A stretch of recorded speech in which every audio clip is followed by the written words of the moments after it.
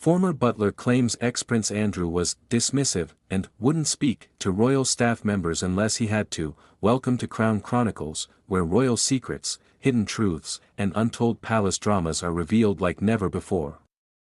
If you're fascinated by the British royal family, the scandals, the power struggles, and the whispers behind those gilded palace walls, then make sure to hit that subscribe button and join our royal circle today. Because tonight, we're peeling back the curtain on one of the most controversial figures in modern royal history, Prince Andrew, the Duke of York, and the shocking claims made by a former royal butler that have left Buckingham Palace stunned. Prince Andrew's reputation has long been one of the most divisive in the royal family. Once celebrated as a war hero and the Queen's favorite son, he's now viewed as a disgraced royal living in exile from public life. But behind the carefully guarded palace gates, a new story has emerged, one that paints an even darker picture of the Duke's character, long before scandal publicly engulfed him. According to a former royal butler who once served within the royal household, Prince Andrew's behavior toward palace staff was nothing short of dismissive, even cold. He wouldn't speak to us unless he absolutely had to, the former employee reportedly claimed. It was as if we were invisible. You could walk past him in a corridor, and he'd look right through you. For those who have followed Andrew's life, these claims might not come as a total surprise. Even during his time as a working royal, whispers about his arrogance and temper had circulated quietly among palace insiders. Staff members have previously described him as difficult, demanding, and utterly unaware of how his actions affected those around him. But now, with former aides stepping forward, those whispers are turning into a chorus of damning revelations. One story that's emerged paints a particularly uncomfortable picture. During his years at Buckingham Palace, Andrew allegedly had a habit of summoning staff with a single word, now. No greeting, no thank you, just an order barked down the corridor. You didn't approach him, he summoned you, said one insider. If you were lucky, you might get a nod of acknowledgement. But most of the time, he acted as if you didn't exist. Such behavior might seem shocking to most people, but within the world of royalty, where hierarchy and etiquette reign supreme, it's a subtle yet powerful statement of dominance. And for those working under Andrew, it was a daily reminder that he viewed himself as a cut above the rest, even among his own family. But where did this sense of superiority come from? According to those who knew him as a young man, Prince Andrew grew up basking in the glow of royal privilege. As the Queen's third child and second son, he was adored, confident, charming, and said to be Her Majesty's favorite. During his naval career, he earned genuine respect for his bravery in the Falklands War, even flying helicopter missions under fire. For a while, he was Britain's dashing young prince, admired by the public and beloved by his mother, yet, somewhere along the way, that confidence reportedly soured into entitlement. After his marriage to Sarah Ferguson ended in scandal and his royal duties became more limited, Andrew seemed to retreat into a smaller circle, one filled with wealth, power, and questionable friendships. He lived in a bubble, said one former palace aide. Everyone around him catered to him. He wasn't used to being told no. That royal bubble, according to insiders, may have contributed to the very behavior that staff members now describe as dismissive and detached.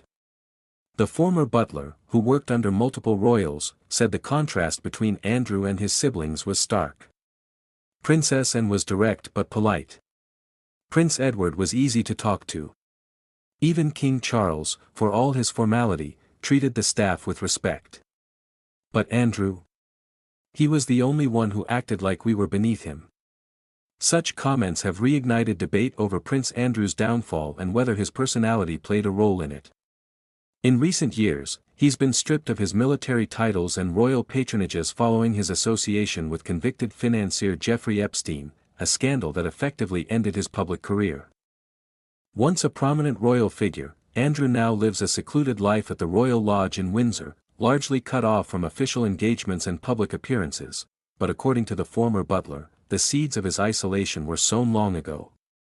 He's always been this way, aloof, dismissive, and surrounded by yes men, the source said. When you treat people like that for years, eventually it comes back to haunt you. Even within the royal family, tensions surrounding Andrew's behavior reportedly ran deep. During Queen Elizabeth II's later years, she continued to show unwavering affection for her son, often defending him when others would not.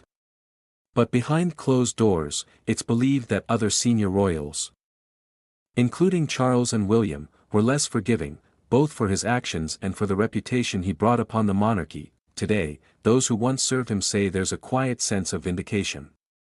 For years, no one dared to speak about what it was really like working for him, the former butler confessed. He had influence, and people were afraid.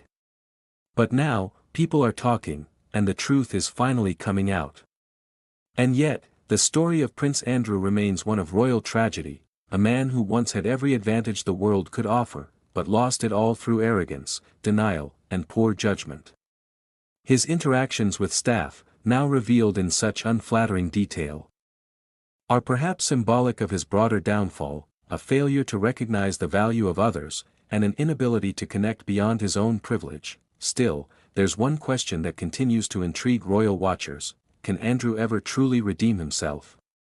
Some believe time and humility could pave the way for quiet rehabilitation, perhaps through charity or service. Others insist that his reputation is too deeply tarnished, that no amount of good deeds could erase the damage done, both to himself and the crown. As Buckingham Palace maintains its silence, the former butler's revelations add another layer to a story already thick with controversy and consequence. It's a glimpse not just into one man's behavior, but into the rigid, often fragile hierarchy of royal life, where power can easily become isolation, and privilege can breed detachment. And so, the tale of Prince Andrew continues, from beloved son and naval hero to the most controversial royal of our time. Whether he remains forever in the shadows or somehow finds redemption remains to be seen, but one thing is clear: behind the glittering facade of royalty lies a world where respect must be earned, not demanded. If you found this story as eye-opening as we did, make sure to like, share, and subscribe to Crown Chronicles for more deep dives into the hidden world of the British royal family.